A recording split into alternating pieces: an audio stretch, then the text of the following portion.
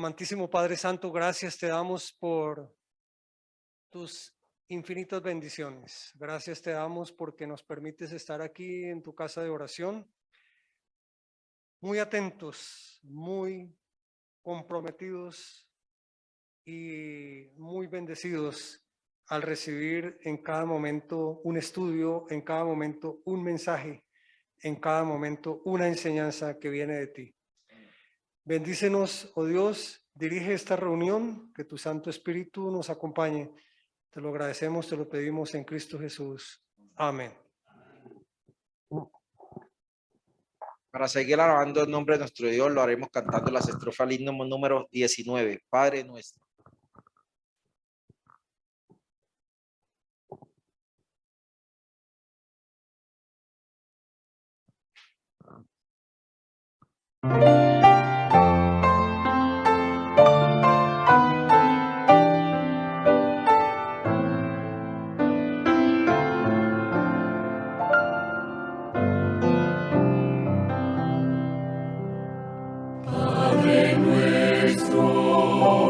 Padre nuestro, te alabamos porque eres nuestro Padre. Elevamos nuestras mentes como signo de amor, Padre nuestro, Padre nuestro.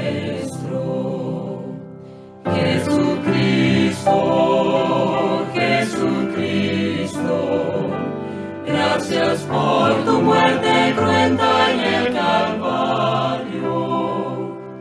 Elevamos nuestras voces como signo de amor, Jesucristo, Jesucristo. Santo Espíritu, llena nuestros corazones plenamente. Consagramos nuestras vidas como signo de amor. Santo Espíritu, Santo Espíritu. Amén.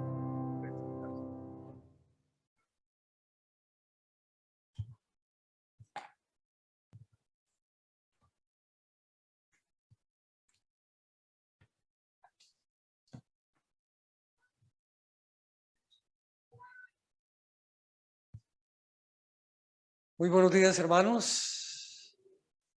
Que la bendición de Dios esté con cada uno de nosotros. Me alegra estar aquí en este lugar. Hace ya unos mesecitos, en octubre del año pasado, estuve por aquí visitándolos. Me alegra volverlos a ver. Y pues bastante lleno de bendiciones por todos los mensajes que logramos tener en estas 2 semanas que acaban de transcurrir con las campañas evangelísticas, podemos decir a nivel nacional y a nivel internacional, y de las cuales hemos logrado obtener una permanente comunicación de mensajes que han llegado para que cada día aprendamos más de nuestro Dios. Quisiera en este momento que cada uno saludara a quien se encuentra a su lado. Yo saludo aquí a mi hermano Diego. Bendiciones. A la hermana, ¿cómo es tu nombre? Clara. Hermana Clara, me encanta saludarte. Bendiciones. Todos. Hermano Alberto, bienvenido.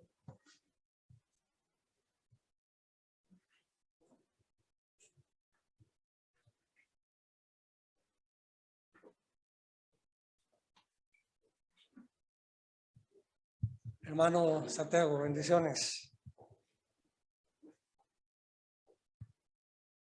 Y bueno, muchas cosas, muchas actividades que tenemos que realizar, mucho compromiso con nuestra iglesia.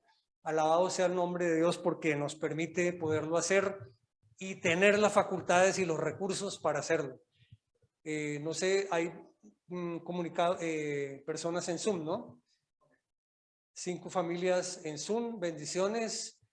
Me alegra saludarlos aquí desde tu santo templo, que puedan regocijarse allá en sus hogares y poder estar atentos a este mensaje. Bienvenidos.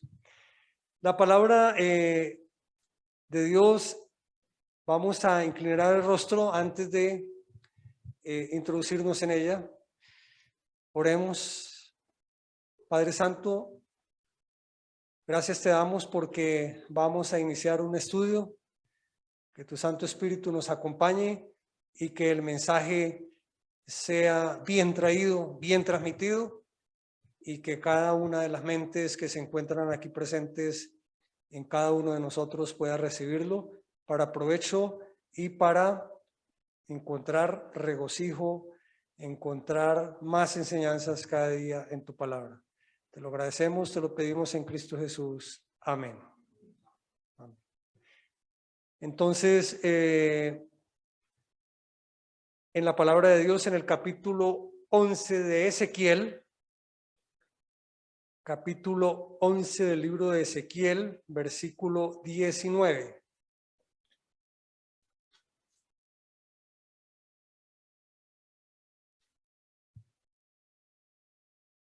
Versículo 19 del capítulo 11 de Ezequiel. Dice la palabra de Dios: y les daré otro corazón y pondré en ellos un nuevo espíritu. Quitaré el corazón de piedra de en medio de su carne y les daré un corazón de carne. Qué promesa tan divina, qué promesa tan especial para nosotros en este mundo en donde cada día encontramos dureza, encontramos medios rocosos, difíciles de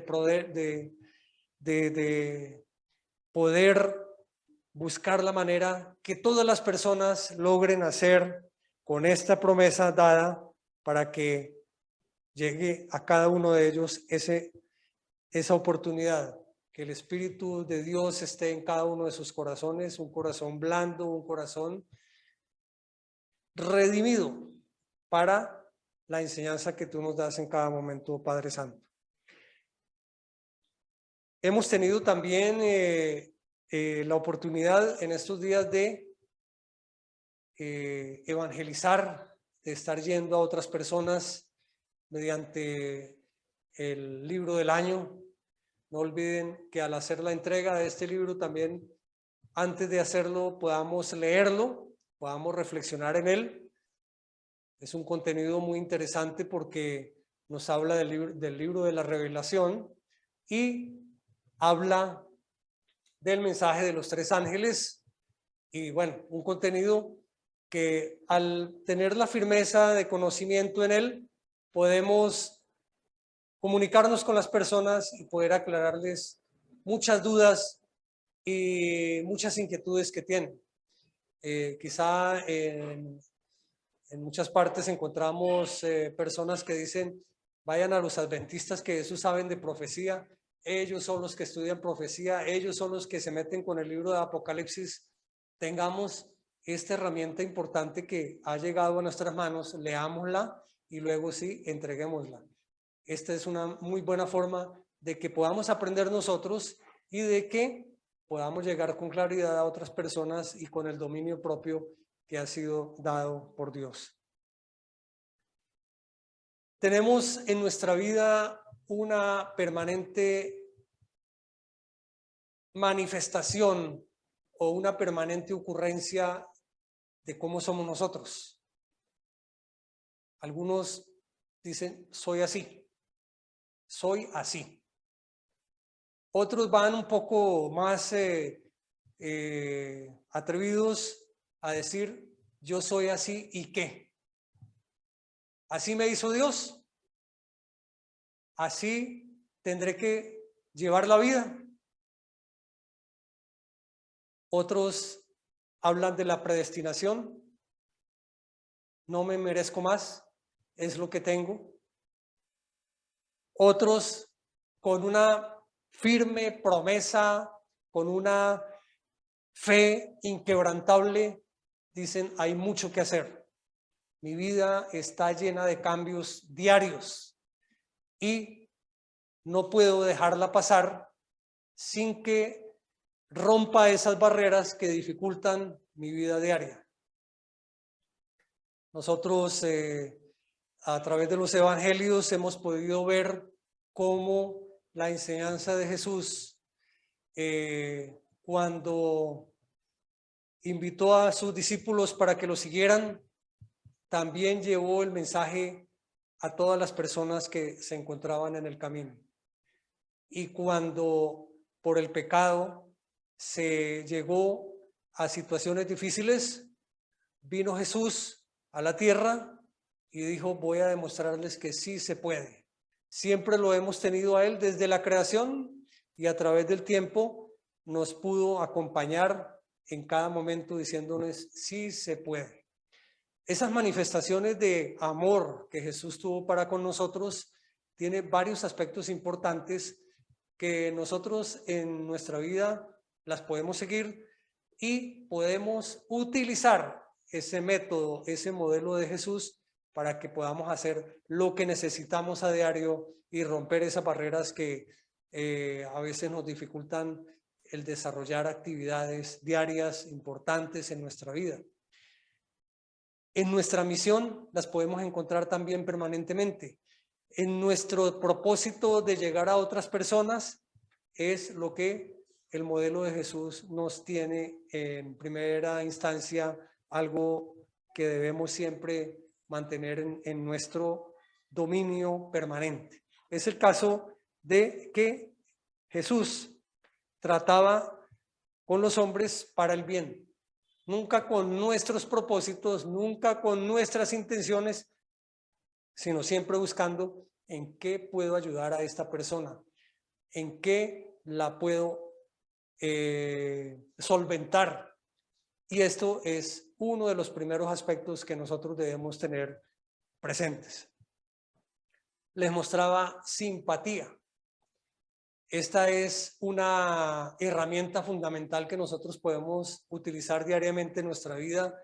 Hay un aspecto ahí importante que tiene que ver con la comunicación asertiva. Esa forma de expresión corporal que tenemos frente a las personas cuando nos dirigimos a ellas, sin bajar la visión, sin estar mirando hacia otro lado, sino ante la persona y mostrando un rostro agradable, un rostro que muestre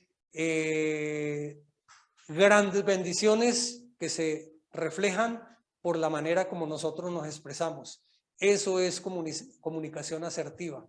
En muchas actividades de la vida diaria le aconsejan a las personas que por su condición o por su función o por su actividad le dicen, sabe que hoy más bien no salga, hoy más bien no salude a nadie, porque su expresión corporal no le está ayudando para nada. Usted tiene hoy un rostro malhumorado, algo le pasa, o está mal de salud, o tuvo conflictos familiares, o tiene situaciones difíciles que provienen de recursos financieros o múltiples problemas que no ha podido solucionar. Usted está hoy malhumorado. Más bien no salga, quédese quieto, porque la expresión corporal vale mucho y hace parte de esa comunicación asertiva. Y eso que mostraba Jesús a las personas, simpatía, alegría, gozo. Y eso es lo que nosotros también debemos tener en cada momento. Atendía sus necesidades. Donde quiera que él iba y podía tener siempre la oportunidad de ayudar, de alcanzar a esta persona, la lograba, la ayudaba. Hay un tema muy común que las personas mencionan y es el hecho de que cuando alguien está en una dificultad y de pronto es un hermano de iglesia, se le acerca y le dice, hermano, qué lamentable lo que le está pasando. Vamos a orar para que se le solucione su problema. Oran y lo deja ahí y se va. Entonces, no está atendiendo a sus necesidades. Y recuerdo un hecho en una ocasión, salía de mi casa con mi familia, era sábado, íbamos a un lugar distante de donde vivimos y sobre la avenida había un carro varado.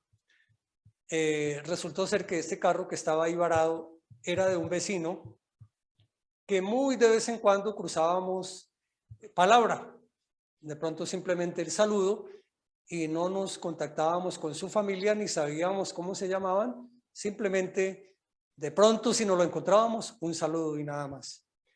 Cuando yo me di cuenta que era el vecino, entonces me le acerqué y le pregunté en qué le puedo ayudar. Dice, lo más importante en este momento es quitar este carro de aquí porque la policía me está atafagando, me está presionando porque estoy obstruyendo la vía y lo quiero llevar aquí a 2 cuadras y voltear. Listo, bueno, hagámoslo.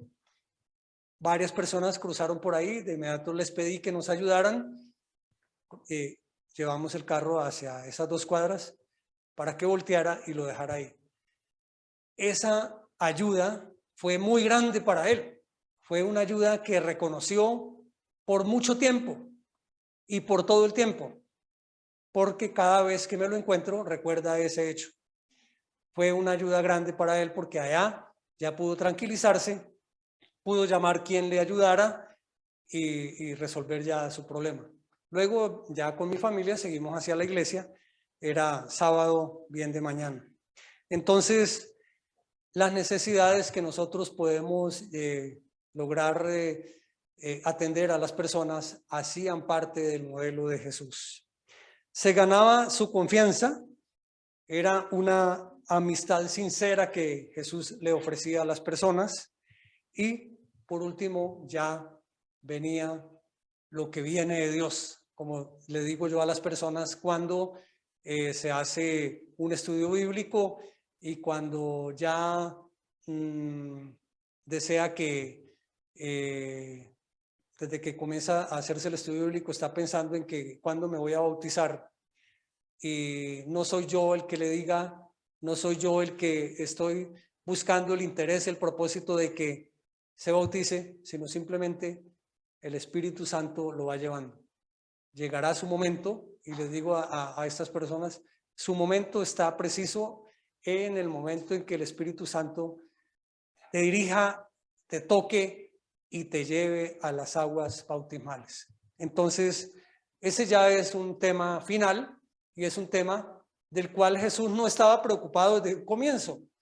Nosotros de pronto podemos en nuestra mente tener presente cuando vamos a estudiar, a hacer un estudio bíblico, uy, ya tengo aquí un miembro más de la iglesia.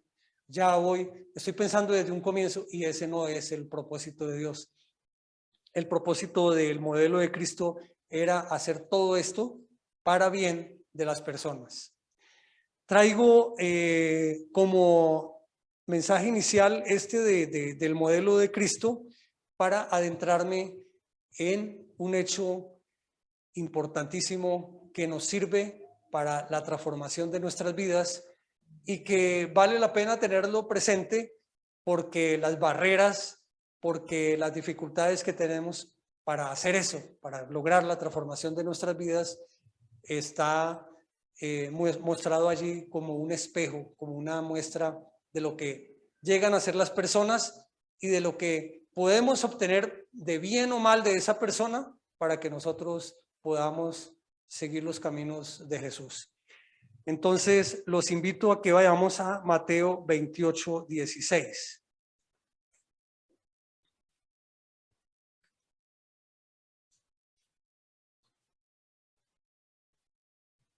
En el libro de Mateo, en el capítulo 28, versículo 16, encontramos una parte importantísima que tiene que ver con la gran comisión. Y dice el versículo 16, pero los 11 discípulos se fueron a Galilea, al monte donde Jesús les había ordenado. Cuando lo vieron, lo adoraron, aunque algunos dudaban. Aquí está hablando de 11.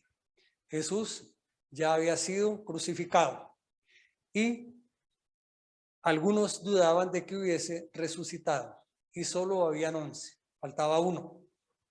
Este que faltaba es del que yo quiero que reflexionemos en esta mañana. Se trata de Judas Iscariote. Ya no estaba porque se había suicidado. Se suicidó antes de que Jesús fuera crucificado. Y el hecho nos sirve de espejo para que nosotros podamos encontrar por qué lo hizo. Esas actitudes cuando Jesús llamó a los discípulos y les dijo, sígueme, ¿por qué lo siguió? ¿Cuál era su propósito? ¿Cuál era su interés? Y en el modelo de Jesús, siempre el propósito de Jesús era de lograr hacer la transformación de las personas. No logró ser transformado. El modelo de Jesús aquí para este hombre no logró tener sus efectos porque él estaba más pegado al mal que al bien y cada vez más pegado al mal. Cuando sucede esto, cuando nosotros abandonamos a Dios, alguien nos tiene que coger. Si estamos fuera de Dios, pues estamos con el mal. Si estamos en el mal, no estamos con Dios. Y cada vez que estamos más metidos en el mal, llegamos a tal punto que el mal nos puede llevar a la muerte, al desespero y finalmente a la muerte. Y este personaje no logró estar con Dios. Siempre, en todo momento, su carácter estaba dirigido, siempre acompañado por el mal. ¿Y cuáles son esas razones? Entonces vamos viendo que si vamos a Juan 12, Juan 12, 7, porque Jesús conocía pues a quienes invitaba a que lo siguieran, y en este caso pues, Juan 6, 71. En Juan 6, 71 vemos que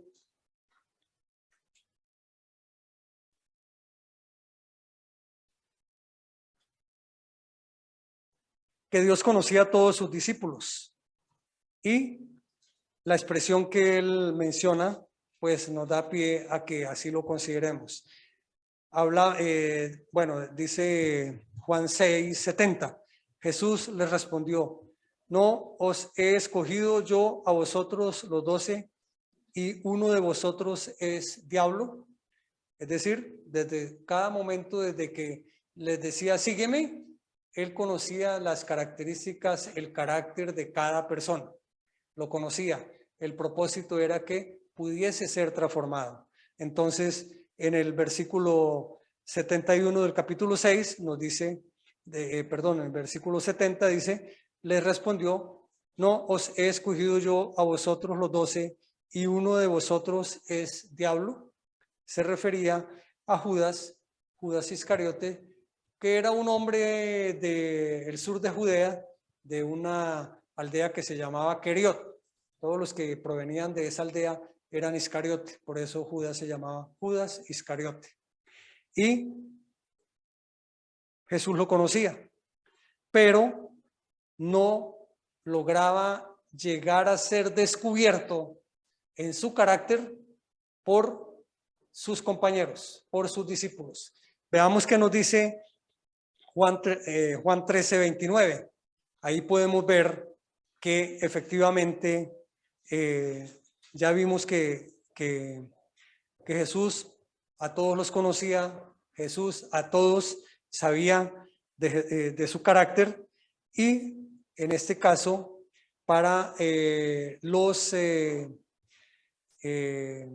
discípulos dice en el versículo 29 de Juan 13, 29, algunos pensaban, puesto que Judas tenía la bolsa, que Jesús le decía, compra lo que necesitamos para la fiesta o que diera algo a los pobres.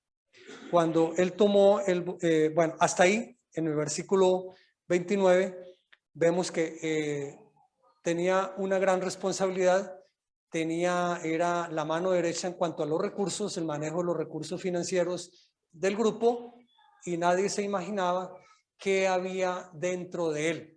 Entonces, ahí podemos ver que era de absoluta confianza, llevaba los recursos, y lo que Jesús le decía que hiciera, él lo atendía con toda la seguridad y con toda la honestidad del caso. Pero, ¿qué pasó con este personaje? ¿Por qué traicionó a Jesús y cuáles fueron sus consecuencias? Veamos qué nos dice Mateo 27, del versículo 3 al 10.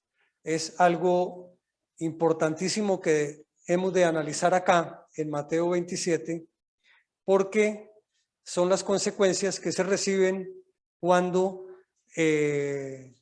estamos cogidos del pecado y llega a suceder una situación de estas. Mateo 27, 3 al 10.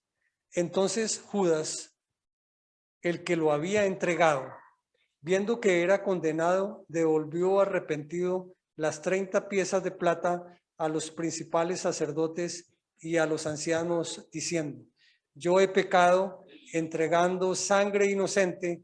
Pero ellos dijeron, ¿qué nos importa a nosotros? Allá tú. Entonces, arrojando las piezas de plata en el templo, salió y fue y se ahorcó. Los principales sacerdotes, tomando las piezas de plata, dijeron, no está permitido echarlas en el tesoro de las ofrendas, porque es precio de sangre. Y después de consultar, compraron con ellas el campo del alfarero para sepultura de los extranjeros, por lo cual aquel campo se llama hasta el día de hoy campo de sangre. Así se cumplió lo dicho por el profeta Jeremías cuando dijo, tomaron las 30 piezas de plata, precio del apreciado según precio puesto por los hijos de Israel, y las dieron para el campo del alfarero, como me ordenó el Señor. Entonces, aquí en este mensaje están las consecuencias de la decisión que Judas tomó cuando entregó a Jesús y no admitió, no se arrepintió, no buscó que lo ayudaran, no buscó consejo. De ninguna manera, simplemente llegó a su final, que fue el de suicidarse. Así, hermanos, ocurre en la actualidad regularmente con jóvenes que viven una vida atormentada. Alguien les está dando malos caminos, trata de buscar salida, mira qué hacer, pero lo quiere hacer solo, no se pronuncia, no busca apoyo, no busca a Dios, sino sigue su camino por el camino que él cree que sea el mejor. Por eso tan importante es que en nuestras familias a nuestros hijos los podamos tener y llevar bajo la dirección permanente, bajo el cuidado permanente, sin que tengan momentos desperdiciados o entretenimientos que sean negativos para su vida, y puedan siempre confiar en sus padres, apoyarse en sus padres, porque sabemos que es llevado a la iglesia, sabemos que es llevado a la palabra de Dios, y ahí puede fortalecerse y sabe que en ese ambiente puede encontrar esa seguridad, esa ayuda permanente, y no busca a sus amigos o no busca su camino para decir por aquí voy a decidir, por aquí voy a hacer, hasta que finalmente pueda llegar a una situación tan nefasta de estas. Hay algo importantísimo que considerar en la vida de Judas. Este personaje se airaba por cualquier reclamación que le hicieran. Este personaje no admitía que se le reprochara nada. Y la actitud de Jesús frente a él fue hacer una manera conveniente para todos los discípulos y una manera diferente para con Judas, a ver cómo lo podía llevar y lo podía conducir a esa transformación importante que Jesús en cada momento veía que él necesitaba. Y son dos situaciones diferentes. A los discípulos los manejaba de una forma en su modelo y a Judas lo tenía ahí aparte. Casi nunca lo reprochó, casi nunca le reclamó. Siempre lo tenía ahí buscando llevarlo por el bien, buscando siempre llevarlo a la transformación. Entonces, uno de los ejemplos que encontramos que él se airó y porque no le gustó lo que Jesús le dijo, lo encontramos en Juan 12, cuando en el hecho de, en este evento en Betania, cuando Jesús fue atendido en Betania en la casa de Simón por Marta y María, en donde vivía también Lázaro, un episodio que quiero mencionar para que lo tengamos presente de cómo esto, quien pudiera creerlo, fue algo que él consideró irreprochable y que lo llevó a lo que leímos en Mateo 27, del 3 al 10, de hacer la entrega de Jesús ante los enemigos. 6 días antes de la Pascua, dice en el capítulo 12 de Juan 12:1, 6 días antes de la Pascua, fue Jesús a Betania, donde estaba Lázaro, el que había estado muerto y a quien había resucitado de los muertos. Y le hicieron allí una cena. Marta servía y Lázaro era uno de los que estaban sentados a la mesa con él. Entonces María tomó una libra de perfume de nardo puro de mucho precio y ungió los pies de Jesús y los secó con sus cabellos, y la casa se llenó del olor del perfume. Dijo uno de sus discípulos, Judas Iscariote, hijo de Simón, el que lo había de entregar, ¿por qué no se vendió ese perfume por 300 denarios y se les dio a los pobres? Pero dijo esto no porque se preocupara por los pobres, sino porque era ladrón y teniendo la bolsa sustraía de lo que se echaba en ella. Entonces Jesús dijo, déjala, para el día de mi sepultura ha guardado esto. Es decir, se refería a María. A los pobres siempre los tendréis con vosotros, pero a mí no siempre me tendréis. Ese reproche se lo hizo Jesús a Judas. ¿Y qué hizo Judas?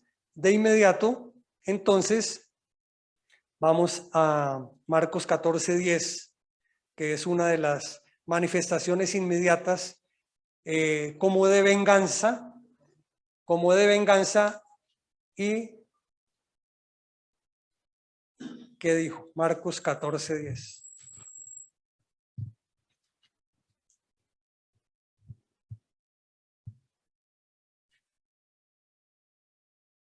Entonces Judas Iscariote, uno de los 12, fue a los principales sacerdotes para entregárselo. Ellos, al oírlos, se alegraron y prometieron darle dinero, que es el dinero que él devolvió cuando se trató de arrepentir, pero que lo llevó a su decisión particular de suicidarse. Ellos, al oírlo, se alegraron y prometieron darle dinero, y Judas buscaba oportunidad para entregarlo.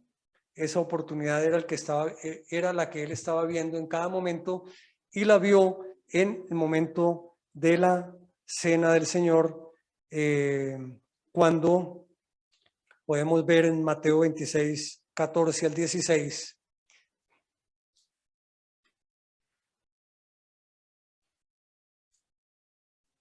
Vamos a Mateo.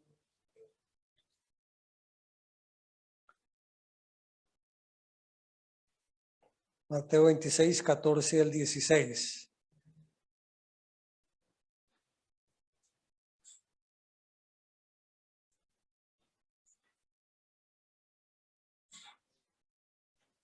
En Mateo 16, 14 al 16 nos dice la palabra de Dios. Ellos dijeron,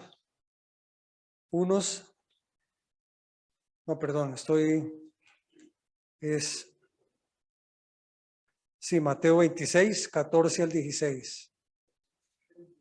Mateo 26.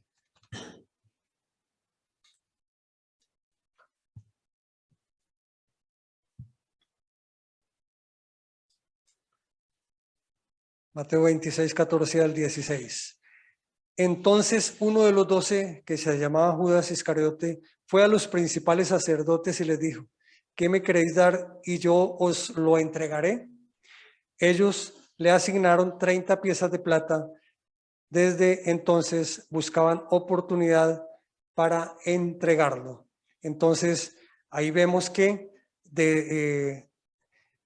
también en Mateo se menciona el hecho de cómo había planteado, cómo había sido la estrategia de Judas para entregar a Jesús.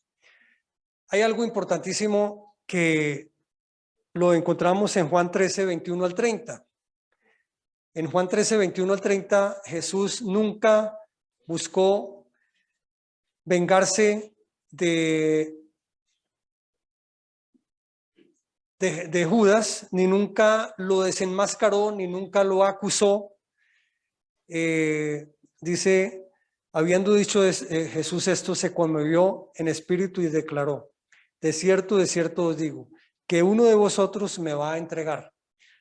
No lo señaló, no dijo el nombre, no lo desenmascaró, no lo acusó. Lo trató de una manera siempre como él lo hacía, sin dureza, sin amenazas, y lo vemos ahí. Entonces los discípulos se miraron unos a otros, dudando de quién hablaba, a quién se refería Jesús. Y uno de sus discípulos, al cual Jesús amaba, estaba recostado al lado de Jesús.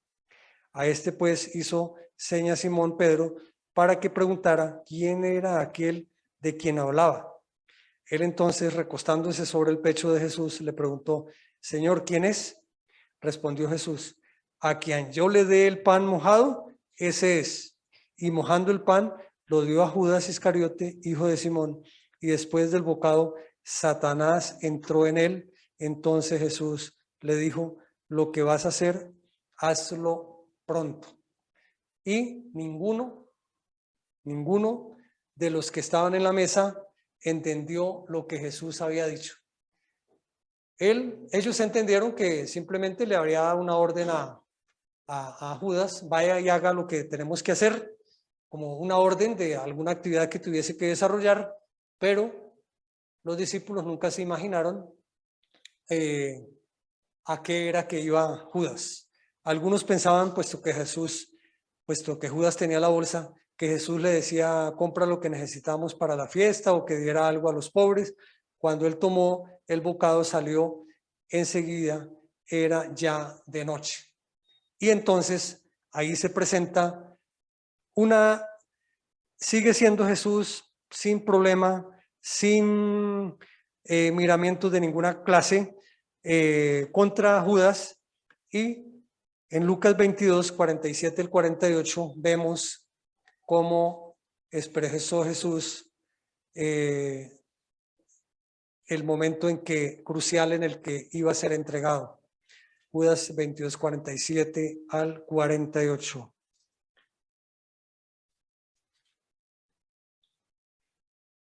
Mientras él aún hablaba, se presentó una turba. El que se llamaba Judas, uno de los 12, que iba al frente de ellos, se acercó hasta Jesús para besarlo. Entonces Jesús le dijo, Judas, ¿con un beso entregas al Hijo del Hombre? Entonces fíjense que Jesús nunca lo desenmascaró, nunca lo amenazó, siempre estuvo tranquilo con él y ni aún en ese momento lo acusó. Entonces, hay algo importante en este mensaje que lo quiero que lo reflexionemos aquí, que había una marcada diferencia de la reprensión que hacía Jesús a los discípulos y la que hacía a Judas. Siempre lo trató de llevar por un camino por el que lograra poder convencerlo de su transformación. Y importante tener aquí en cuenta cómo uno puede airarse y cometer errores en un momento dado, como dice Efesios 4:26, airaos pero no pequéis.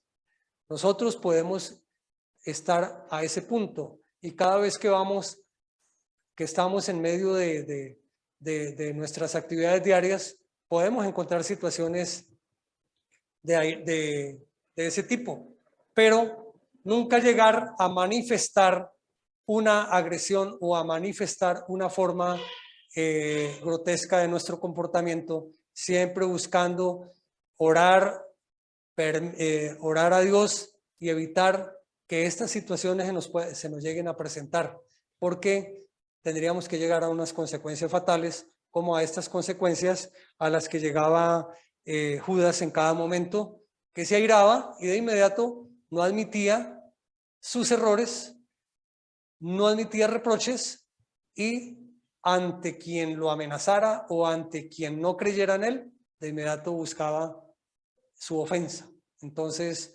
son formas de carácter que existen en personas que buscan la manera de mantener un carácter hacia los demás, pero que por dentro lleva un carácter manejado, controlado, buscando el beneficio personal en cada momento. Estas cualidades que Judas tenía, quizá la podamos nosotros apreciar en muchas partes, en muchos momentos. Por ejemplo, el hecho de que buscaba siempre la contienda y su propio beneficio. Siempre buscaba algún pretexto para que cayera la persona y no cayera él. Es un caso muy particular que vemos en muchas ocasiones cuando ayer justamente estaba en un banco y ahora pues afortunadamente con todos los recursos que hay uno no necesita ir a la fila del banco, pero me tocó ayer ir al banco. Entonces mencionaron algo de que se había caído el sistema. De inmediato la persona que estaba delante de mí comenzó a decir palabras grotescas y haciendo que las personas también buscaran la forma de hacer lo mismo. Cuando ya vio a todas las personas que estaban en una posición así de reclamación y de comportamiento no más apropiado, ella salió, se fue, dio una vuelta y al rato volvió. No sé qué influencia tenía allí, pero entró y la atendieron casi de primeras. Entonces, son formas que las personas buscan contiendas para su beneficio y ya los demás no me importan. Lo que les pasó a ellos es cosa de ellos. Entonces, ese era el carácter de Judas. Le dominaba un espíritu de supremacía que le conducía a sembrar dudas y a cuestionar los métodos de Cristo para crear descontento. Siempre criticaba a Jesús, su modelo, sus recomendaciones, para que también todos los demás hicieran algo contrario a lo que él esperaba que hicieran. Su personalidad era obstinada, desconfiada y tenía un carácter gris. ¿Qué quiere decir un carácter gris? Un carácter equilibrado ante los ojos de los demás. Muestra un carácter que no es el propio de la persona, pero que es el carácter que cada vez que tiene oportunidad, que cada vez que busca una oportunidad, lo muestra para obtener su beneficio. Por tanto, en Judas no había amor, no presentaba humildad, no había obediencia, no tenía fe, el sacrificio o el propósito de hacer algo por los demás no existía en él. Existía mucho egoísmo, tenía siempre por encima de todo su supremacía, se consideraba superior a los demás, era obstinado, era desconfiado, no aceptaba la crítica y era ambicioso. Recuerden que cuando Jesús estuvo con nosotros, siempre en los discípulos existía la inquietud de que quién iba a ser primero, quién era el primero. Él era uno de esos que estaba permanentemente buscando cuál iba a ser la oportunidad para él colocarse como primero en todo, pensando siempre en lo que era el reino de la tierra, no el reino de los cielos, no el reino espiritual. Entonces Judas se consideraba como el único capaz, aquel a quien no podía aventajársele en los negocios. En su propia estima reportaba honra a la causa y como tal se representaba siempre. Mantenía siempre un complejo de superioridad. ¿Para qué nos sirve, hermanos, todo este análisis? ¿Para qué nos sirve? ¿Cuáles son las cualidades que nosotros podemos tener para ser transformados? Esa experiencia que hemos estudiado es un espejo para corregir lo que sea necesario, de tal manera que la transformación llegue a ser efectiva en nosotros. Dice en el libro de la educación, Él nos toma tal como somos, con todas nuestras faltas y debilidades, y nos prepara para servirle, si estamos dispuestos a ser disciplinados e instruidos por Él. Si aceptamos sus instrucciones, si aceptamos sus amonestaciones, si aceptamos sus reproches, Él está ahí dispuesto para que podamos ser disciplinados e instruidos y podamos obtener una vida de carácter con grandes beneficios y poder seguir a Jesús como lo decía él o como lo dijo en Mateo 16:24, en Marcos 8:34, en Lucas 9:23, niéguese a sí mismo y sigue.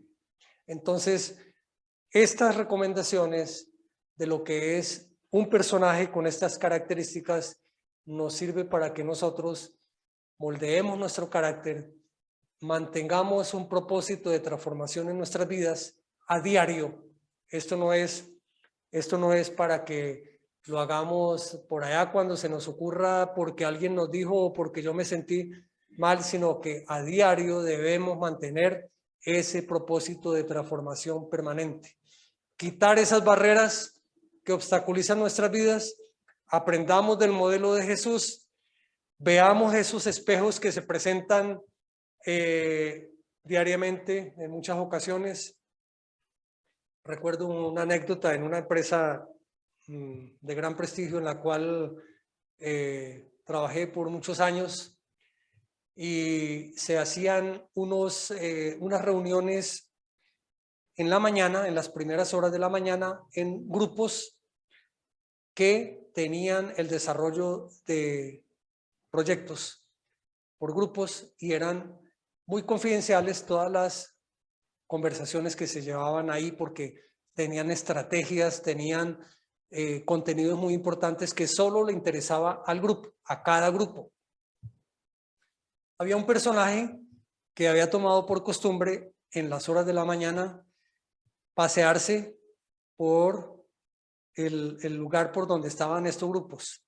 Pasaba por los pasillos y tenía una mente muy fotográfica y lo que escuchaba en cada de esos grupos, él lo iba memorizando y tomaba esa información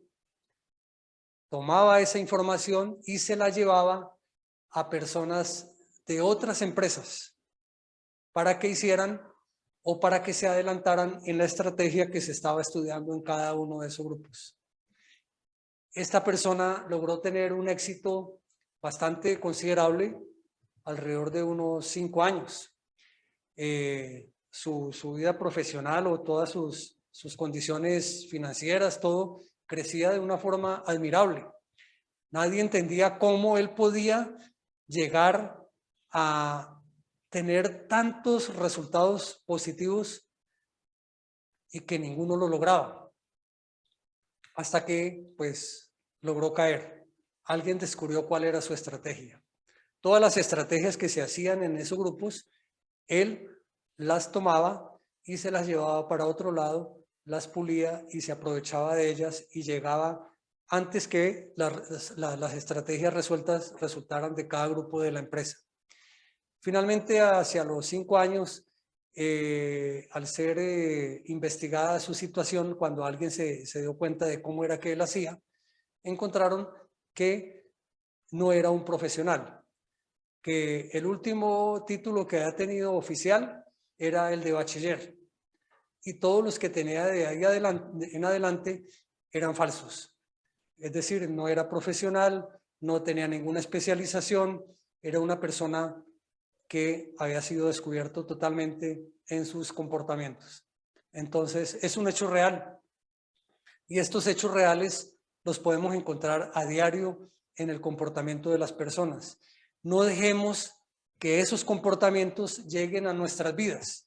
No dejemos que la forma obstinada, la forma de supremacía, la forma de superioridad que tenía Judas llegue a contaminar nuestras mentes y a contaminar nuestros corazones.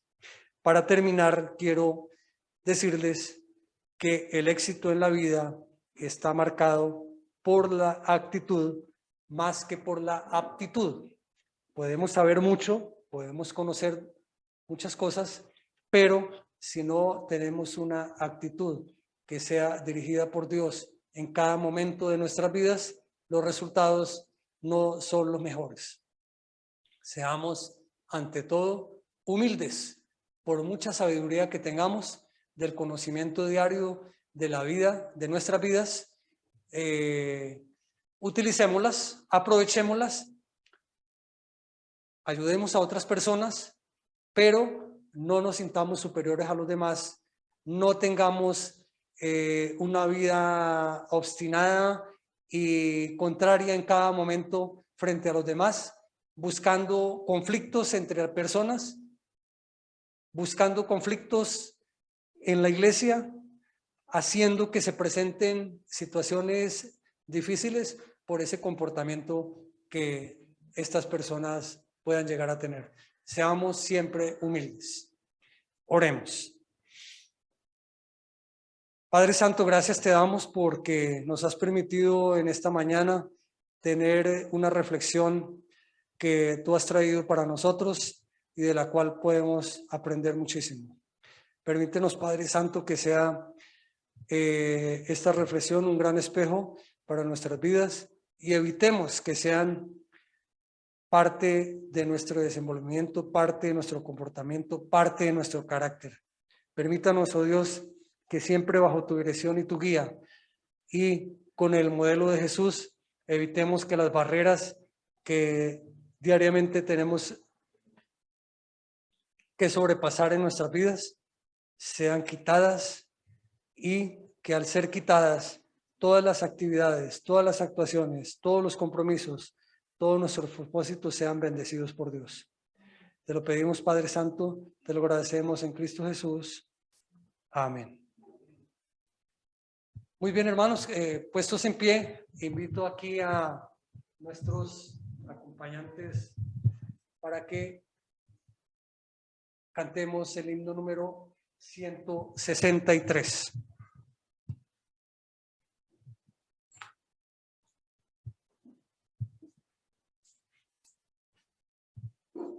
Hay mucho que hacer para todos y este himno nos invita a que con alegría siempre lo estemos pensando.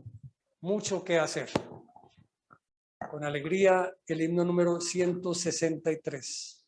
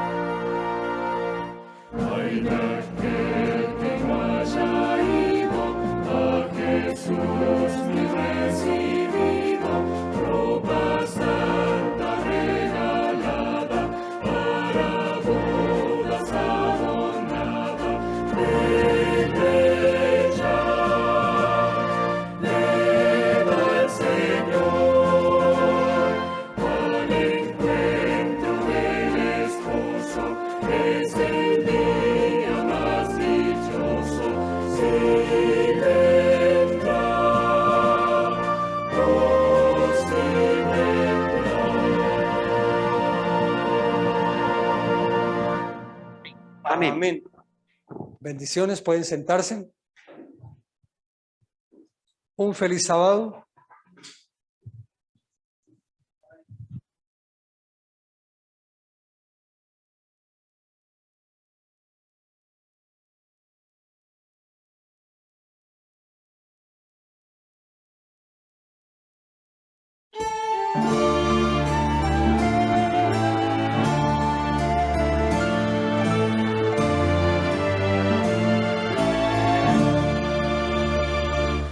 Dios te dé su bendición. Shalom, shalom. Te guarde Dios de todo mal. Shalom, shalom. Misericordia tenga de ti. Shalom, shalom, y resplandezca su bondad. Shalom, shalom. Él alce su rostro sobre